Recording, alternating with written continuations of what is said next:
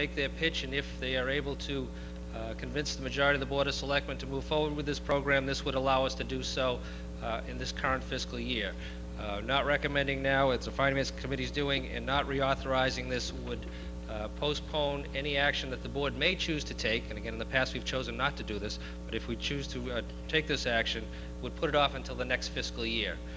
So the Board of Selectmen is recommending that we just reauthorize it. There is no additional funds required. The money that's been authorized in this particular fund comes from the from the ambulance receipts. And if we were not to reauthorize it, it would just go back into that account. So it doesn't have any effect on the general operating budget right now. So the board is asking that you reauthorize it and provide an opportunity for the two new members to consider the proposal that was put forth previously that the board chose not to support. So we would urge you to recommend it and go along with it. Thank you. Is there any further discussion on the main motion under Article 9, Mr. Bagan, and then we'll take Mr. Luongo. Jim Bagan, 86 Marblehead Street. Mr. O'Leary just stated that this won't cost the town any additional money, but my recollection is we need a third ambulance for that, and we don't have that now. We have roughly 1.5 ambulances. So how will they? Are we looking to purchase another ambulance so that they would have one to perform these duties? Mr. O'Leary to answer Mr. Bagan's question. Mr. Bagan is very familiar with the proposal as was put forth by the fire department and the chief. There may be a need for additional equipment. There may be a need for additional overtime in order to cover it. However, as far as the merits of the arguments, we think it would be only fair for the fire department to be able to bring forth their arguments for the board to be considered, to consider it, and let us make our decision going forward. You just said there may be extra overtime. The overtime would be covered by the fees. Is that correct? The argument is having been put forth by the fire department is that this would be a revenue generating function in hopes that it would pay for itself. Again, that has to be, the numbers have to be worked out, and the Board of Selectmen, in order to implement this program, town meeting authorized that the Board of Selectmen must agree to it, and to date the board has not. Thank you. Mr. Luongo was first and then the fire chief. Mr. Luongo. George Luongo, 18 Ridgeway Road. Some of what I was going to say was just said, but I remember when this came up the last time, there was a lot of discussion about the overtime and manpower, and I thought that... What's the point of order, Mr. Jennings?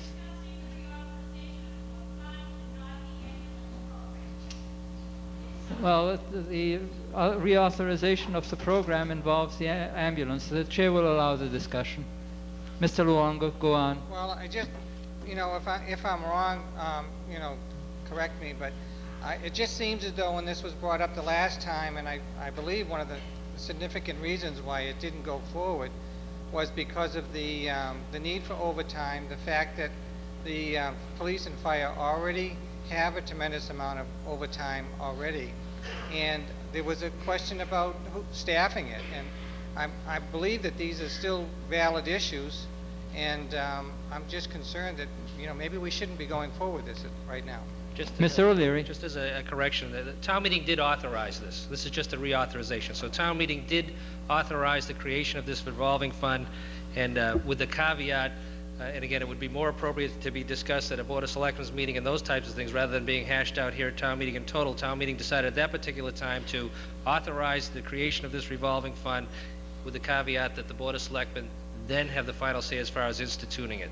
And all we're asking for is the same consideration at this particular time by reauthorizing it and providing us with an opportunity to continue to consider the proposal, in particular the two new members of the board, and then make a determination then. But again, the previous board, prior to the last April and the year before, had already determined not to move forward on the program. That doesn't mean that with the change in the makeup of the board, that may change. So town meeting did authorize it, and but with the caveat that the board make the determination. Chair sees two Mr. O'Briens waiting to be recognized. We'll take the fire chief first. Thank you, Mr. Moderator. I don't know if that's a good thing or a bad thing to go before or after you, Nick, so we just will find out in a second here. Just a couple points of clarification. Mr. Jones Sr., stated it's a matter of negotiations between the fire department, firefighters, and the Board of Selectmen. Make it clear, folks, that any negotiations had already occurred. The section of the contract that applies to this particular type of overtime is actually between the local and the fire chief. It's very specific. That has all been ironed out. We have a, if you will, negotiated plan for that. What has failed to occur the past 2 years, in fact, this past year was never put on the Board of Selectmen, and correct me if I'm wrong, I believe it was never on your agenda. It was never brought back by the board to consider, even though town meeting had voted on it. The prior year we had discussed this. That current board, or that previous board, failed to okay, as it was amended by town meeting, the business plan, if you will. The board just felt, for a number of different reasons, including overtime opportunities as one particular factor, the possible need for additional equipment, i.e. an ambulance. We do not need a third ambulance to actually run the program, unless it would become extremely successful. Then it's a matter of availability of vehicles. A third would have to be considered. One would assume that that money would be generated by this. Very quickly, we've just recently increased our base fees and mileage fees across the board. And if you were to take the amount of mileage, which is approximately 12 miles minimum one way, added to the base fee, we come up with around $480 per trip. 100% reimbursable, because this is the way Medicare, Medicaid, or all insurance companies, regardless of who they are, pay. There's no 80% less or forward or backwards. It's called medical necessity. We actually need a doctor's form, a medical necessity form signed by a doctor or doctor's orders, a nurse or someone acting in his behalf. Less costs of personnel costs will come out around $300 per trip. If we do just one a week, we're around $15,000, $16,000 a year income. You can do the math from then just simply by going up by jumps of 15, one per week, how it might generate revenue. If I could at this time just take a look at where the money might go. One could be supplement the current EMS program which we run, which is basic life support, feathered in with a non-transport intercept, third service, which this past year we had trouble with a prior vendor. We had to quickly switch to another vendor. That is not always, something is always there. The idea, at least I would propose, is that we then would take this money to help, if not completely fund, help fund training of our own people to a higher level of ALS. That would be paramedic level. That would be available 24/7 in our community, and then we could bill for that, thus again enhancing our revenues, and then hopefully less dependent on revenues through taxation, etc. That's about all I have to say at this point. Thank you, Mr. O'Brien. Mr. O'Brien, please state your name and address, sir. Nick O'Brien, 95 Park Street. I'd just like to bring to town meeting's attention some of the things that were spoken of the last time this was presented to us. And I believe the strong words that Mr. O'Leary used was that we didn't wish to compromise in any way that system that we now have in place. And I happen to agree with that. We've got a good system in place. It works very well. We have an efficient program, and the personnel that run it are doing a great job with it. And again, I agree with Mr. O'Leary when he spoke of compromising that system. I would not like to see that happen. There's something that's been changed since we spoke of this last, and that was just brought to our attention by Mr. Bagan. And indeed, we don't have the equipment that we had proposed for this service, which is now a cost to the community. So things have changed in that respect.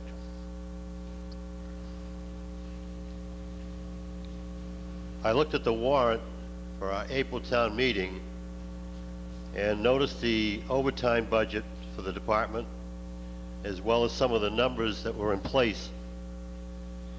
And it would appear to me that there are a lot of people working overtime hours. And if that's the case, where do we get people to provide this service if we're working all kinds of overtime now. But the thing that dominates my mind and my feelings is liability, and the last time this was brought up, I spoke to that issue. Anything that puts the town in a position where liability is concerned is not favorable to me. We can open up a can of worms if we were to provide this kind of service, should be, and I would hope nothing like this would happen. We had one of these people being transported, and the vehicle was involved in an accident. Somebody slipped on a step, fell, struck their head, whatever. Bottom line, liability, liability, liability. It's another way for the town to find themselves sued. Mr. O'Leary, do you wish to answer Mr. O'Brien's question? Just as a point of clarification, Mr. O'Brien and Mr. Bagan are correct. As a member of the board, personally, I have not been in support of this particular program and implementing it at this particular time, and again, the arguments somewhat given were given previously. However, what's before you is the reauthorization of this fund, of this revolving account. I stand here before you saying that in a sense of fairness, I think it's important that the new members of the Board of Selectmen, should we decide to consider it, have available to us the opportunity to do this. And that's not to say we will. You know, we may have a consensus here, we may not want to move forward. So be it. No harm, no foul. But again, I think it's important in a sense of fairness to not only the fire department, but the new members of the board that we reauthorize this. This was actually an oversight for April town meeting. It should have been included in that particular warrant. We forgot to include it because these revolving accounts have to be reauthorized annually. And we just forgot to do that. That's why it's here before you tonight. And again, the board is on a 4-0 and a 1-1 abstention, requesting that you grant the reauthorization of this particular fund. Thank you. Mrs. Lewis. Lally Lewis, 279 Elm Street. I'd like to address this question to our fire chief. He mentioned or alluded to the fact that they're reevaluating our EMT availability and our ability to have EMTs that are trained in town rather than an intercept situation. Are they also reevaluating having trained people in town, enough vehicles to cover a crisis situation given current circumstances of the world? Chief O'Brien.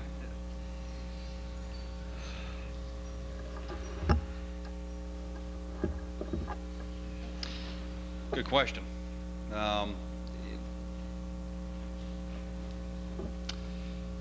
The police department and myself went over,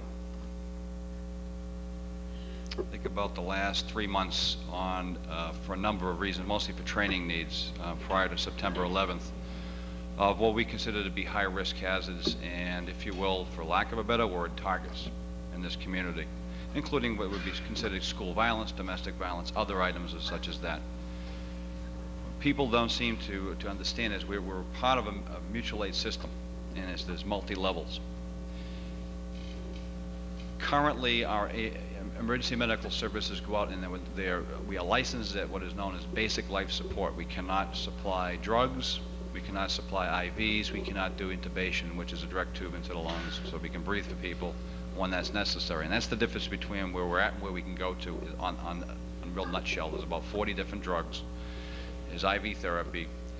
We can do automatic defib, but we can't add the drugs to it. We cannot do a 12-lead EKG. We do a simple automatic, semi-automatic defibrillator system. As far as to look down the road is where we're at in the world community, it certainly wouldn't be a bad idea to add these assets to the community, along with, we could say additional personnel. I can tell you that immediately, within the near immediate future, at the federal level, there will be a program asked, very similar to the COPS program, for higher levels of training, additional equipment resources that would include chemical and bio-terror type stuff within a 25-mile radius of any major city, which would include North Reading, et cetera, et cetera, et cetera. There's lots on the plate, if you will, politically. There's lots on the plate for dollars and cents.